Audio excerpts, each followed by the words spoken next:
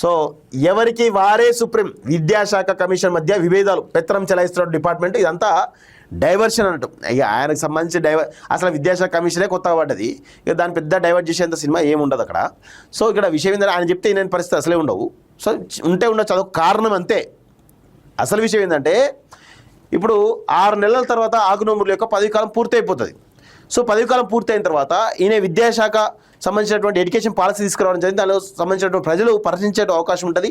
ఈ ప్రభుత్వం ఈ ఎడ్యుకేషన్ పాలసీలో భాగంగా ఒక్క అంశాన్ని కూడా ఇంప్లిమెంట్ చేయలేకపోయింది. ఒక్క అంశం కూడా ఇంప్లిమెంట్ చేయలేకపోయింది.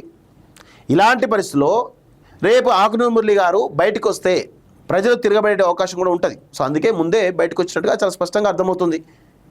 అసలు ఎడ్యుకేషన్ వాస్తవంగా ఆకునూరి మురళి గారి సేవలను, ఆకునూరి మురళి సేవలను ఈ ప్రభుత్వం వినియోగించుకోవాలి. పక్కన ఉన్నటువంటి పక్క రాష్ట్రంలో జగన్మోహన్ రెడ్డి వినియోగించుకున్నాడు. అక్కడ ఎడ్యుకేషన్లో పెద్ద ఎత్తున రిఫార్మ్స్ తీసుకొచ్చిండు, విప్లవాత్మక మార్పులు తీసుకురావడం వల్ల ఈరోజు అక్కడ ఎడ్యుకేషన్ అనేది బెటర్గా ఉన్నది. అలాంటి పరిస్థితులు తెలంగాణలో ఈ ఆకునూరి మురళిని ముందు పెట్టి రేవంత్ రెడ్డి చేయాల్సింది. కష్టపడి ఎడ్యుకేషన్ పాలసీ తీసుకొచ్చిండు, మరి దాన్ని ఇంప్లిమెంట్ చేయాలి కదా, ఆ దిశగా ప్రయత్నాలు జరగాలి కదా. తెలంగాణ పబ్లిక్ స్కూల్స్ అని చెప్పేసి ఒక కాన్సెప్ట్ తీసుకొచ్చిండు, దాన్ని ఎందుకు తొక్కిపెట్టారు ఈ ప్రభుత్వం?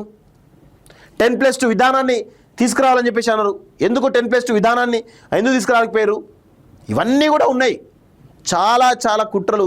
పాపం ఆయన మంచి ప్రయత్నం చేసిండు, కానీ రేపటి రోజున బదనామయ్యేటువంటి అవకాశం ఉంటుంది ఆకునూరి మురళి.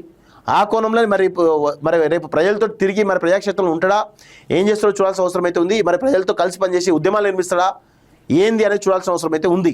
ఖచ్చితంగా ప్రభుత్వం పైన తిరుగుబాటు చేస్తున్నది నమ్మకం అయితే కనబడతా ఉంది.